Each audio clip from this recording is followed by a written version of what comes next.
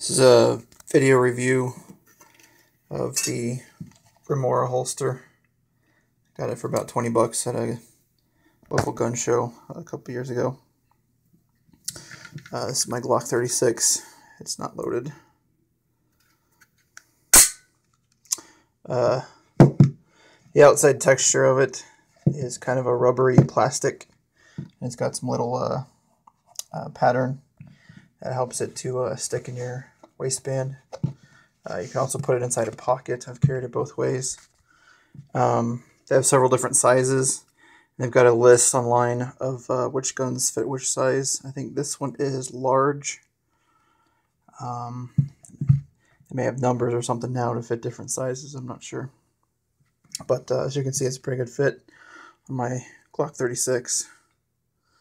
So fits pretty well. I don't usually carry it inside my pocket. Do a waistband. And it's a little tight. But it just kind of sits. There are no clips on it. So it just kind of sits there. And there's enough drag from the sides that it keeps the holster in. Well, the gun is free to slide around. It's a little snug, but I haven't had any trouble drawing it.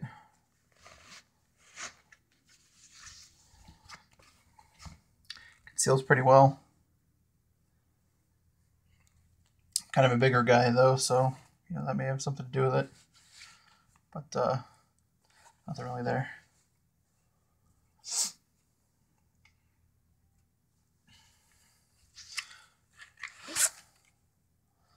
Drawing's pretty quick and easy. As you can see, it kind of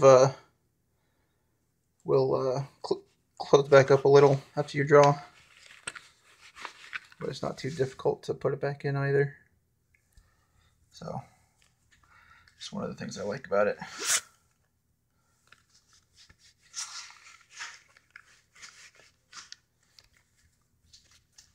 You can actually pull the whole holster out. I like to use a grip like this on it to pull the whole thing out.